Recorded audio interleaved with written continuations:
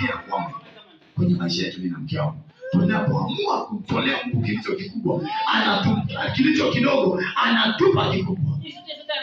Mwanamke wa Sarepta anasema sina unga, lakini ninao kidogo na ninaenda nipike kule na mtoto wangu.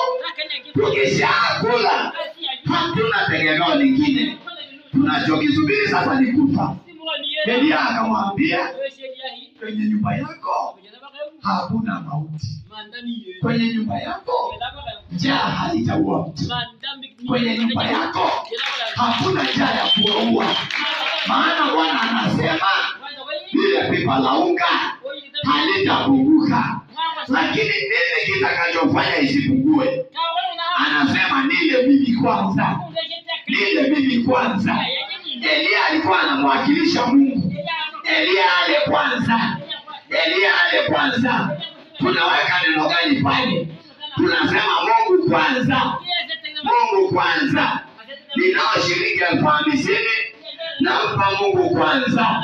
Ninao 30,000, nampa Mungu kwanza.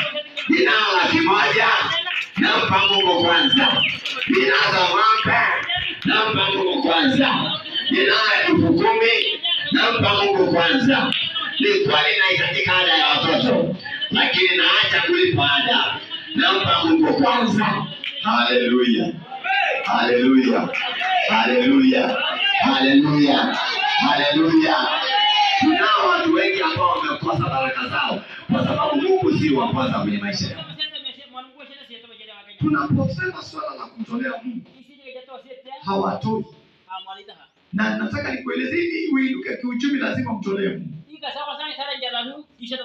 Mstari wa mwisho, mstari wa mwisho kwenye kitabu hicho, ambao ni mstari wa 16 na 15.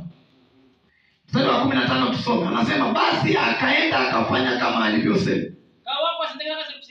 Kama alivyofanya aliposema Elia. Na yeye mwenyewe na Elia na nyumba yake wakala siku nyingi.